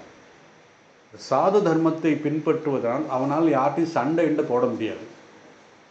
அதனால் தான் வைத்திருந்த பொருள்கள் யாராவது அபகரிக்க வாய்ப்பு இருக்குது, அதை பாதுகாக்க முடியாது அவரால். அதனால் இதை பாதுகாக்க வேண்டும் என்றால் சத்திரிய தர்மம் பின்பற்ற வேண்டும். அப்போ எப்படி இது சாது தர்மத்தை பின்பற்றி பகவானை அடைய வேண்டும் என்று நினைக்கும் பொழுது தன்னுடைய பொருள்களை எப்படி பார்த்துக்கொள்வார்னா, பகவான் நானே சத்திரிய தர்மத்தை பின்பற்றி உனக்கு வேண்டியதை நான் பார்த்துக்கொள்கிறேன், உனக்கு தேவையானதை பார்த்துக்கொள்கிறேன். அதனால தான் பகவான் சொல்கிறார், சாதகன் சாது தர்மத்தை பின்பற்றட்டும், அவனுடைய உடைமைகளை நான் சத்திரிய தர்மத்தை பின்பற்றி பாதுகாக்கிறேன். எப்படி சத்திய தர்மம்னா, ஏற்கனவே நான் உங்களுக்கு சொல்லியிருக்கேன். தியாகராஜ பாகவதர் ஒரு பக்தர்கள் ஒரு ஜமீன், பெரிய ஜமீன் வீட்டில் ஏதோ சத் சங்கத்துக்கு போயிருந்தார். பாட்டெல்லாம் பாடினார். பாடி முடிச்சுட்டு அன்றைக்கி இரவு திரும்புகிறார். திரும்பும்போது அவருக்கும் சில தங்க கட்டிகள்லாம் கொடுத்தாரு. அப்போ அவர் வாங்கலை. எனக்கு வேண்டாம், எனக்கு ராமனுடைய இது இருக்கா போதும்ங்கிறார். ஆனால் கூட இருந்த அந்த அவருடைய சிஷ்யர்கள் சில பேர், அவருக்கு தெரியாது அவருக்கு என்ன வேணுங்கிறத நாங்கள் தான் பார்த்துக்கணும், அதனால் அவருக்கு வாங்கி அந்த இதுக்கு மேலே, அதாவது அவர் பல்லாக்குக்கு கீழே அவரை அந்த தங்க கட்டிகள்லாம் வச்சுக்கிட்டாங்க. போயிட்டு இருக்கும் பொழுது காடு நடு இரவு காட்டு பக்கம் போகும்போது 2 திருடர்கள் எப்படியோ தெரிஞ்சிச்சு இந்த மாதிரி தங்க கட்டி வச்சுருக்காங்க அப்படின்னு சொல்லி. அவர்களை அந்த தங்கத்தை எப்படியாவது திருடிடணும்னு சொல்லிட்டு அவங்க பின்னாடி பின்தொடர்ந்து வரும் பொழுது ராமனும் லக்ஷ்மணனும் அதை காப்பாற்றினார்கள். யோகக்ஷேமம் அப்படிங்கிறது நமக்கு இங்கேருந்து தெளிவாகும். அதாவது அந்த எப்படி தெரியும் அப்படின்னா, அடுத்த நாள் காலையில் ஒரு இடத்துல ஸ்நானம் பண்ணுறதுக்காக தியாகராஜர் சுவாமிகள் இறங்கும்போது அந்த 2 திருடர்கள் காலில் விழுந்தாங்க.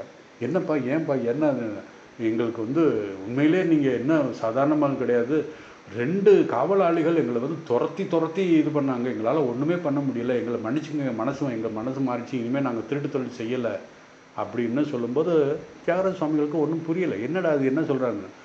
இல்லை, நீங்கள் உங்கள் பல்லாக்கில் நாங்கள் பின்தொடர்ந்து வந்தோம், ஆனால் 2 பேர், ஒருத்தர் கொஞ்சம் கருநிறமாக இருந்தார், ரொம்ப அழகாக இருந்தார், அவர் பக்கத்துலேயே வர விடலை, அவர் அம்புகள் அப்படி ஒரு இதோட வந்தது அப்படின்னு சொல்லும்போது, ஆஹா, இந்த திருடனுக்கு காட்சி கொடுத்தாரு, எனக்கு கொடுக்கலையே அப்படின்னு சொல்லி தியாகராஜ சுவாமிகள் மீண்டும் பாட ஆரம்பிக்கிற மாதிரி இது மாதிரி யோகக்ஷேமம் யார் பார்த்துக்கிறா அப்படிங்கிறத பகவான் இங்கே தெளிவு பண்ணார். ஸோ உனக்கு வேண்டியது, அதாவது சொல்கிறாரு, நீ மோட்சத்தை அடையும் வரை, மோட்சத்துக்கு போகும் வரை உனக்கு வேண்டிய அனைத்தும் நானே கொடுக்கிறேன் என்ற ஒரு உறுதிமொழியை யோகக்ஷேமம் அந்த யோகக்ஷேமத்தை நான் தருகிறேன் அப்படின்னு சொல்லிட்டாரு. அதுக்கப்புறம் இந்த யோகக்ஷேமத்துக்கு இன்னொரு பொருளும் சொல்கிறாரு. யோகக்ஷேமங்கிறது ஞானத்தையும் தருகிறார், ஞான நிஷ்டையையும் தருகிறார். யோகம் அப்படின்னா யோகக்ஷேமம் அப்படிங்கிறது ஞானம், ஞான நிஷ்டை. அதாவது அது உனக்கு நிலைத்து நிற்கும். ஞானம் இருந்தால் நம்ம உபனிஷத்து, பகவத்கீதை எல்லாம் படித்து நமக்கு ஞானம் வந்துருச்சு. ஆனால் அந்த ஞான நிஷ்டை, சிரவண மனனம் பண்ணியாச்சு, அது நிதித்தியாசனம் வேணும், ஞான நிஷ்டை வேணும். அந்த ஞான நிஷ்டையும் பகவானே நமக்கு கொடுத்துட்றாரு அப்படிங்கிறத இங்கே இந்த ஸ்லோகத்தை சார், அது உனக்கு நிலைத்து நிற்கும், நிலைத்து நிற்க செய்யும் அப்படின்னு சொல்கிறாரு. இந்த ஸ்ரத்தை, நம்பிக்கை தான் முக்கியம். இவைகள் எல்லாம் நிஷ்காம பக்தனுக்கு கொடுக்கின்ற உறுதிமொழி அப்படின்னு பகவான் சொல்லிட்டு, அதுக்கப்புறம் 23லேருந்து 25வது ஸ்லோகம் வரைக்கும் என்ன சொல்கிறார் பகவான்? அஞ்ஞானிகளை பற்றி, அஞ்ஞானிகளின் பக்தியை பற்றி, அவர்கள் அடைகின்ற பலனை பற்றியும் சொல்கிறார். அஞ்ஞானியின் பக்தி என்னவென்றால், ஈஸ்வரனுடைய அறிவு, மகிமை, அவருடைய லட்சணம் தெரியாது. ஆனால் ஈஸ்வரனிடமிருந்து வெளிப்படும் பல வகையான ஐஸ்வர்யங்கள் மட்டும்தான் வேணும். உதாரணமாக சொல்கிறேன், ஈஸ்வரன், அதாவது அந்த அவருடைய மகிமை தெரியாமல் மற்ற ஜீவராசிகள், அந்த ஆடு மாடுகள் எல்லாம் இருக்கு இல்லையா, அதெல்லாம் ஜீவராசிகள் தானே. அந்த ஜீவராசிகளுக்கெல்லாம் நான் தான் அந்த அந்த மாடு மேய்க்கிறவனை, அந்த மாடு வச்சுக்கிறவன் முதலாளி நினைக்கிறான், நான் தான் இந்த ஜீவர்களுக்கு ஈஸ்வரன், ஏன்னா சாப்பாடு போடுறதெல்லாம் அவன் தான் ஈஸ்வரன் என்று சொல்கிறார். அதாவது ஈஸ்வரனிலிருந்து வெளிப்பட்ட பல வகையான ஜீவராசிகளை, குறிப்பாக ஆடு மாடுகளை, அவைகளுக்கு இந்த முதலாளி ஈஸ்வரனாக நினைக்கிறான். அதே போல் இந்த முதலாளிகளுக்கு சில தேவதைகளை வழிபடுகிறார்கள். அவர்களால், ஏன்னா அந்த தேவதைகளை வழிபடுவதற்கு காரணம் அவர்களிடம் அதிக சக்தி, தன்னை விட அதிக சக்தி இருக்கிறது, அதனால் நான் வழிபடுகிறேன், அவர்களிடமிருந்து எனக்கு சில நல்ல விஷயங்கள் கிடைக்கிறது, நான் கேட்கின்ற வரத்தை தருகிறார்கள் அப்படிங்கிற அந்த விதவிதமான தேவதைகளை வழிபடுகிறார்கள், ஈஸ்வரனாக நினைத்து வழிபடுகிறார்கள். அந்தந்த தேவதைகளுக்கு யாகம், யஜ்யம், வழிபாடுகள்லாம் செய்கிறார்கள். இதனால்தான் பகவான் சொல்கிறார், ஏ அபி அந்நிய தேவதா பக்தியா யஜந்தே ஸ்ரத்தையான்விதா. இந்த அறியாமையில் இருக்கின்றவனுக்கு ஸ்ரத்தை இருக்கிறது, அவன் அந்த அந்நிய பல வகையான விதவிதமான தேவதைகளை வழிபடுகிறான்.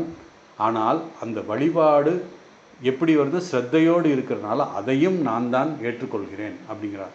ஸோ ஸ்ரத்தை இருக்கிறது, ஆனால் விதவிதமான தேவதைகள் வழிபட்டார்கள். நான் தான் முழு முதற் கடவுள் என்பது என்னிடம் இருந்தால் இந்த தேவதைகள் வந்தார்கள் என்ற அறிவு அவர்களுக்கு இல்லை. இருந்தாலும் அந்த அஞ்ஞானத்துடன் வழிபட்டாலும் அந்த தேவதைகள் ரூபத்தில் அவர்கள் கேட்கின்ற பலனை நானே கொடுக்கிறேன் அப்படின்னு சொல்லி பகவான் சொல்றார். காரணம், எல்லா வகையான வழிபாட்டையும் நானே அனுபவிக்கிறேன். அதனால் தேவர்களை விரும்பி வழிபடுபவர்கள், அதாவது யார் எந்த பக்தர்கள் தேவர்களை விரும்பி வழிபட்டவர்கள் தேவர்களை அடைகிறார்கள், பித்ருக்களை விரும்பி வழிபட்டவர்கள் பித்ருக்களை அடைகிறார்கள். அதே போல் என்னையே அடைய வேண்டும் என்று வழிபடுபவர்கள் என்னையே அடைகிறார்கள் என்று அஞ்ஞான பக்தி, அஞ்ஞானத்துடன் இருக்கின்றவர்களுடைய பக்தியையும் அவர்களுடைய பிரயோஜனத்தையும் பயன்பாட்டையும் சொன்னார். அதுக்கப்புறம் 26, 27 இந்த ஸ்லோகங்களில் பகவான் நிஷ்காம பக்தனுடைய பிரகாரத்தை சொன்னார். நிஷ்காம பக்தன் எப்படி பக்தி செலுத்துகிறான், அதனுடைய முறையான பக்தி என்ன என்பதை பகவான் சொல்கிறார். இந்த ஸ்லோகத்தில் நம்ம பார்த்தோம், அந்த ஸ்லோகத்தில் பத்ரம் பலம் தோயம் யோ மே பக்தியா பிரயச்சதி ததாகம் பக்தி யுக்தாவிரதம் பிரியதாத்மனஹா அப்படின்னு சொல்றார். அதாவது நீ என்ன கொடுக்கிற, எதை எப்படி கொடுக்கிற என்பது முக்கியம் அல்ல, எந்த பாவத்தோடு கொடுக்கிற அதைத்தான் பகவான் சொன்னார். அதாவது இவைகள் அர்ப்பணம். சில எளிய பொருள்களை பக்தியுடன் நீ அர்ப்பணம் செய்தாலே போதும். பத்திரம் பலம் தோயம். பத்திரம் என்பது இலை, புஷ்பம் என்பது பூ, பழம் என்பது ஏதோ ஒரு பழம், தோயம் என்பது தண்ணீர். பத்திரம் கிடைக்கலையா பரவாயில்ல, புஷ்பம் பாரு. புஷ்பமும் கிடைக்கலையா பழமும் கிடைக்கலையா தோயம், தண்ணீர். தண்ணீர் எல்லா இடத்துலையும் ஃப்ரீயாக கிடைக்கும். அப்போது பாட்டில் போட்டு விற்க ஆரம்பிச்சிட்டாங்க. அது ஃப்ரீயாக கிடைக்கும், 10 ரூபா கொடுத்தா தான் கொடுப்பாங்க. அதனால் அது முக்கியம் கிடையாது, நீ எதை கொடுக்குறங்கிறது முக்கியம் கிடையாது. இந்த ஸ்லோகத்திலேருந்து நமக்கு 2 விஷயம் சொன்னார். ஆக்ஷன் அண்ட் ஆட்டிடியூட், செய்கின்ற செயல், பாவனை.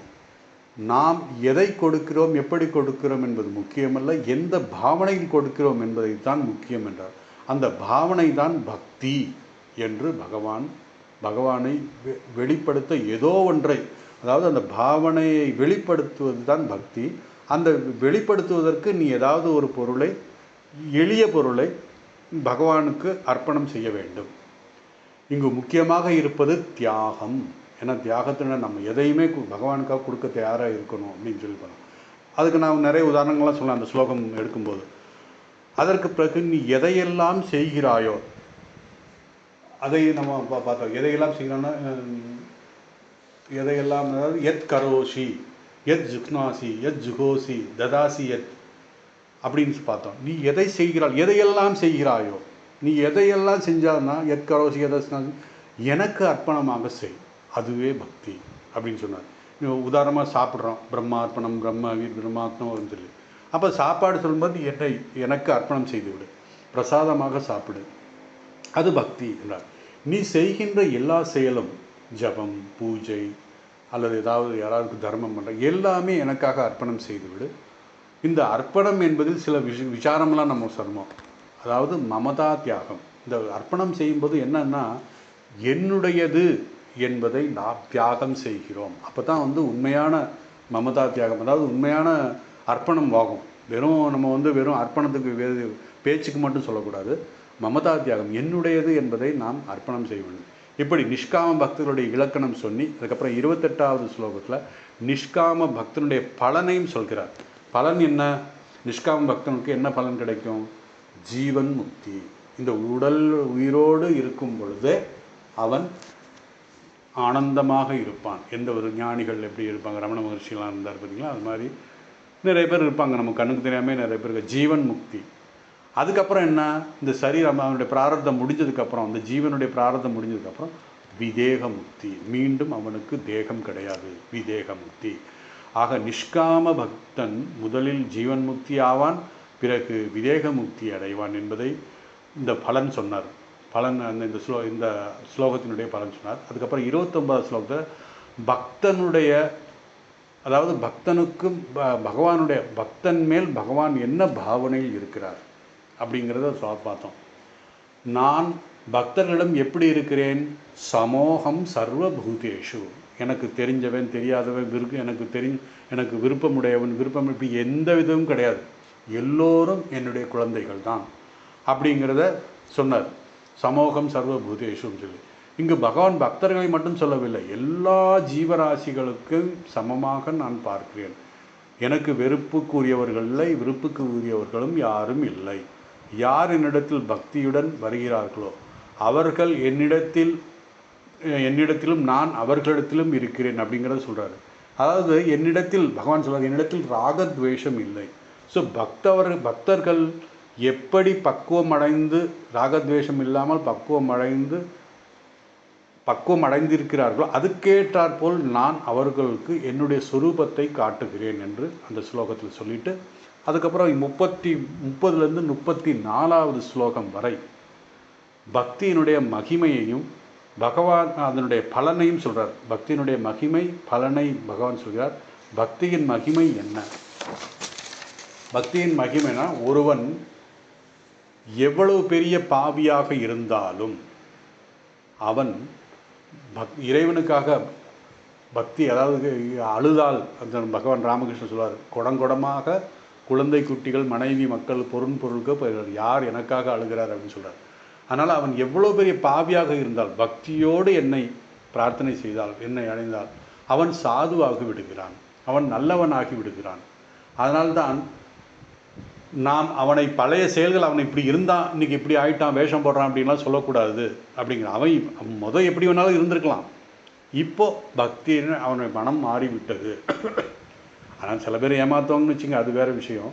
ஸோ மனதில் அந்த அந்த அவன் மாறிவிட்டான் என்பதை அவன் பழைய விஷயங்களில் நம்ம மனதில் வைத்து அவனுக்கு இது பண்ணக்கூடாது. அதனால தான் ரிஷி மூலம் நதி மூலம் நம்ம கேட்கக்கூடாது அப்படிங்கிற சொன்னதுக்கு காரணம் என்ன அப்படிங்கிறத நம்ம சொன்னோம். ஸோ எது முக்கியம்? அதனால் அவனுடைய பக்தி தான் முக்கியம். காரணம் படிப்படியாக அவன் இதாக பெரிய பாவியாக இருந்தான். ஆனால் இப்போ தர்மத்தின் வழிக்கு வந்து விட்டான். தர்மத்துக்கு வந்து பிறகு அவன் ஞானத்துக்கு வருவான். அவன் ஞானத்தின் மூலமாக இறைவனை அடைவான். அதனால் அவன் எப்படி வந்தாங்கிறது முக்கியம் கிடையாது, அவன் பக்தி எப்படி செய்கிறாங்கிறது தான் முக்கியம். அவன் எப்படி இருந்தான் அப்படிங்கிறத நம்ம பார்க்கக்கூடாது, இப்போ எப்படி இருக்கான்னு தான் பார்க்கணும். பிறகு பகவான் ஒரு உறுதிமொழி சொன்னார், நமே பக்த பிரணஷதி. என்னுடைய பக்தன் ஒரு காலத்திலும் அழிய மாட்டான். இந்த சரீரம்தான் அழியும், அதனால் அவன் அழிய மாட்டான். என்னை உணர்ந்தவன் அழிய மாட்டான். என்னுடைய பக்தன் அழிவதில்லை என்றால் யார் ஒருவன் தர்மத்தை பின்பற்றுகிறானோ, அதான் பிரம்மம் அப்படிங்கிறத, தர்மத்தை பின்பற்றுனா அவனுக்கு அழிவில்லை. செய்த தர்மம் தலை காக்கும் அப்படின்னு சொன்னார்கள். அதாவது தர்மோ ரக்ஷிதோ ரக்ஷணா அப்படின்னா தர்மத்தை காப்பாற்றியவன் அந்த தர்மமே அவனை காப்பாற்றும் என்று பகவான் சொல்கிறார். தர்ம ரூபமாக இருக்கின்ற பகவான் யாரையும் அழிப்பதில்லை அப்படின்னு சொல்லிட்டு அடுத்து மோட்சத்திற்கு சொல்கிறாரு. மோட்சத்திற்கு ஜாதி மதம் வயது என்ற எந்த நியமமும் இல்லை, எந்த ஆசிரம நியமமும் இல்லை. பிறகு ஆண் பெண் என்ற பேதமும் கிடையாது, எல்லோருக்கும் மோட்சம் உண்டு அப்படிங்கிறதையும் பகவான் ஒரு உறுதிமொழி கொடுத்தார். இவர்கள் அனைவரும் மோட்சத்துக்கு, அதாவது எல்லோரும் மோட்சத்தை அடைவதற்கு தகுதி உடையவர்கள் என்று சொல்லி கடைசியாக சில அறிவுரைகள் மன்மனா பக்த மத்யாஜி மாம் நமஸ்குரு மாமே வைஷ்யசி யத் யுக்தைவம் ஆத்மானம் மத்பராயணா அப்படின்னு சொல்லி கடைசி, அதாவது பக்தி யோகம், ஞான யோகம், ராஜயோகம், ஞான யோகம், முன்ன 3 கர்மயோகம், 4 யோகத்தையும் நான் அந்த ஸ்லோகம் எடுக்கும்போது உங்களுக்கு சொன்னேன். எப்படி ஒவ்வொன்றையும் பார்க்கலாம். அதே மாதிரி பகவான் ராமகிருஷ்ணன் சொல்கின்ற அந்த 5 கட்டளைகளையும் அதில் சொல்லிட்டார். இப்போ இந்த மன்மனா மனபத் பக்த அப்படிங்கும்போது எனக்கு ஒரு சின்ன உதாரணம் வருது, அது சொல்கிறதோட முடிச்சிடறேன் நான். சைத்தன்ய மகாபிரபு வாழ்க்கையில் நடந்த ஒரு விஷயம். சைத்தன்ய மகாபிரபு தான் துறவு அடைவதற்கு முன்பு, இந்த உலகத்தை துறப்பதற்கு முன்பு என்ன பண்ணுவார்னா, இரவு நேரங்களில் பக்தர்கள் வீட்டுக்கு போயிட்டு நாம சங்கீர்த்தனம், இறை நாமத்தை பாடுதல் ஆடுதல் அந்த மாதிரி பண்ணிட்டு இருப்பாராம். இரவு முழுவதும் இறைவனை பற்றிய பாடி இறைவனை பற்றிய ஆடி கழிப்பார். அப்படின்னு சொல்கிறான். அப்படி ஸ்ரீவத்சன் என்ற பக்தனுடைய வீட்டில் ஒரு நெருங்கிய பக்தன், அவருடைய நெருங்கிய பக்தன், அவருடைய வீட்டில் ஒரு தடவை நாம சங்கீர்த்தனுக்கு ஏற்பாடு செய்யப்பட்டிருந்தது. இரவு நேரம். அவங்க அந்த நாம சங்கீதத்தில் எல்லாரும் ஆனந்தமாக பாடிட்டு இருக்காங்க. அந்த நேரத்தில் ஒரு என்ன பக்தி இல்லாத ஒருவன், ஒரு என்ன சொல்கிறது, அந்த நாஸ்திகன் அந்த கூட்டத்தில் போய் இந்த குரங்கெல்லாம் எப்படி குதிக்குதுன்னு பார்க்கலாம் அப்படின்னு சொல்லி ஒருத்தர் உள்ளே வந்துட்டார். நாஸ்திகன். அவர் பக்திங்கிறது இறைவனுங்கிறத நம்புவதே இல்லை. ஏதோ ஒரு தூண்டுதல்னால அவன் வந்துட்டான். உள்ளே வந்து பார்க்குறான். எல்லாரும் ஆடுறாங்க, ஓடுறாங்க, ஒரே டான்ஸிங் தான் இருக்குது. எல்லாம் தன்னுடைய நிலைகளை மாறி இருக்காங்க. ஏதோ ஒரு போதையில் இருக்கிற மாதிரி அவங்களுக்கெல்லாம் பார்க்குறாங்க. இவர் பார்க்குறது கொஞ்சம் மனசு மாறிடுச்சு. இதே விஷயம் வந்து ராமகிருஷ்ணனுடைய வாழ்க்கையில் மகேந்திரநாத் குப்தா என்பவர் மேல்நாட்டு கல்வியெல்லாம் படித்தவர், ஆங்கிலம் படித்தவர். அவர் வந்து சொல்கிறாரு, எனக்கு ராமகிருஷ்ணனுடைய அறைக்கு செல்ல வேண்டுமென்றால் ஒரு ஆனந்தம் இருக்கிறது, அதனால் அடிக்கடி வருவார் அவர் அப்படிங்கிற மாதிரி. ஏன்னா அந்த ஆனந்தம் அவர் சுற்றி எப்போவுமே இருக்கிறது அப்படின்னு சொல்லி. அது பகவான் ராமகிருஷ்ணன் ஒரு உதாரணம் சொல்லுவார். ஓபியங்கிறது ஒரு போதைப் பொருள். ஒரு மயிலுக்கு கொடுத்தா கரெக்டாக அடுத்த நாள் அதே நேரத்தில் அந்த மயில் அங்கே வந்துடும். காரணம் அந்த போதைக்கு அடிமை. அதுபோல் இந்த ஆனந்தத்துக்கு அடிமையாகி இவர்கள் எல்லோரும் வருகிறார்கள். அதே மாதிரி தான் இந்த சைத்தன்ய மகாபிரபுவுடைய ஸ்ரீவத்சன் அவருடைய வீட்டில் நடந்தபோது இந்த நாஸ்திகன் உள்ளே வந்து பார்க்குறான்னு எல்லாம் அவனுடைய மனசு கொஞ்சம் மாறிடுச்சு. இருந்தாலும் அவனுக்கு தோன்றுச்சு என்னாச்சுன்னா, எல்லோருடைய கண்களிலும் தண்ணீர் வருகிறது, எனக்கு மட்டும் வரலன்னு என்னெல்லாம் தப்பாக நினச்சிக்குவாங்களோ அப்படின்னு நினச்சி என்ன பண்ணால், அவனும் ஆடுற மாதிரி ஆடிட்டு பாடினா எனக்கு மட்டும் கண்ணில் தண்ணியே வரலையே அப்படின்னு நைஸாக கிச்சன் பக்கம் போய் 2 மிளகா உடச்சி அதில் கையிலையும் தடவிட்டு கண்களையும் தடவிட்டு வந்தான். அப்போ ஆட்டோமேட்டிக்காக கண்ணில் தண்ணி வந்துடும் இல்லையா? அப்போது அவனும் ஆட ஆரம்பித்தான். அவனை பார்த்தா இதை சைத்தன்ய மகாபிரபு பார்த்துக்கிட்டு இருந்தார். சொன்னார். அப்புறம் சைத்தன்ய மகாபிரபு சொல்கிறாரு, இந்த ஆனந்தத்தை அடைய வேண்டும் என்று நீ உன்னுடைய உடலை வருத்தி இந்த மாதிரி பண்ணுறியே, இது என்னப்பா அது அப்படின்னு சொல்லி. அதாவது நீ டெடிக்கேட்டாக நீ இவ்வளோ பண்ணுறியே, நீ இந்த உடலை வருத்தி கொண்டு நீ ஆனந்தத்தை அடைகிறாய். நாங்கள் அடைந்த ஆனந்தத்தை நீ இந்த உடலை வருத்தி கொண்டு அடைகிறாய். நீ ஒரு பாக்கியசாலி. நாங்கள் அனுபவித்த இந்த உணர்வை உணர வேண்டும் என்பதற்காக உன் கண்களில் எத்தனை வழிகளை அனுபவித்து துணிந்துள்ளாய் நீ என்று கூறி அவரை ஆலிங்கனம் பண்ணார் அப்படின்னு சொல்லி அந்த இது இருக்குது. அப்படி இந்த சைத்தன்ய மகாபிரபு ஒரு மகான் வந்து ஒருத்தரை ஆலிங்கம் பண்ணும் பொழுது நிச்சயமாக அவன் எப்பேற்பட்ட நாஸ்திகனாக, துராச்சாரன், எப்பேற்பட்ட பாவியாக இருந்தாலும் மாறக்கூடியவனாக மாறிவிடுவான். அவன் அப்படி உயர்ந்த ஆத்மாவாக மாறிவிட்டான் அப்படிங்கிறத இந்த இதில் சொல்கிறான். அதாவது ஆன்மீக சாதனன் உன் அனைத்து உணர்ச்சிகளையும் வளர்த்துக்கொள். அதாவது இந்த ஸ்லோகத்தில் என்ன, கரோஷி, அதாவது மன்மனா பவ மத்பக்தா, உன்னுடைய மனம் முழுவதும் என்னை நிரப்பு, பகவானை நிரப்பி விடு. நிரப்பி இருந்தால்தான் ஆனந்த கண்ணீர் வரும். இப்படி அனைத்து உணர்ச்சிகளையும் வளர்த்துக்கொள், அவை வெளிப்புற பொருட்களிலிருந்து எழாமல் என்னை பற்றிய சிந்தனையை மட்டும் தொடரட்டும் அப்படிங்கிறத பகவான் இந்த சொல்கிறார். ராமகிருஷ்ணனுடைய வாழ்க்கையிலையும் பல விஷயங்கள் இந்த மாதிரி நடந்திருக்கு. ஸோ இந்த மன்மனா மத்பக்த மத்யாஜித் மாம் நமஸ்குரு, இந்த ஸ்லோகம் வந்து 4 யோகத்தையும் சொல்கிறது. இந்த ஸ்லோகம் நமக்கு என்ன சொல்ல வருதுன்னா, எளிமையாக நீ என்னை அடையலாம், உன் மனம் முழுவதும் என்னை பற்றிய சிந்தனை. அது அவ்வளவு ஈஸி ஆகுமா அப்படிங்கிறத, எல்லாமே உன்னை பற்றி நினைக்கிறதுக்குன்னு நினைக்கிறேன் நான். நீங்கள் சொல்கிறது சரி, புரியுது. அது எப்படி நான் வந்து நினைப்பது? நீங்கள் சொல்கிற விஷயங்களெல்லாம் புரிஞ்சுக்க முடியுது. ஆனால் இந்த உலக விஷயங்கள் போயிட்டோம்னா உலக விஷயம் என்ன மாறிது, அதுக்கு என்ன பண்ணுறது அப்படிங்கிறதுக்காக தான் அர்ஜுனனுடைய ஒரு மனதில் இருக்கின்ற ஒரு கேள்வியைத்தான் மனதில் வைத்துக்கொண்டு பகவான் 10வது அத்தியாயத்தில் முதல் ஸ்லோகத்தில் ஆரம்பிக்கிறார். நீ இந்த உலகத்தில் பார்ப்பது உலகமாக பார்க்காதே, என்னை பார். அது எப்படி பார்க்கணும் அப்படிங்கிறத 10வது அத்தியாயத்தில் பகவான் சொல்லப்படுறாரு. அதனால் அடுத்த அத்தியாயத்தில் நமக்கு 10வது அத்தியாயத்தை ஆரம்பித்து விடுவோம். ஓம் வசுதேவசுதம் தேவம் கம்சசானூரமர்த்தனம் தேவகி பரமானந்தம் கிருஷ்ணம் வந்தே ஜெகத்குரும். அடுத்த கிளாஸில் 10வது அத்தியாயத்தில் ஆரம்பிக்கிறோம்.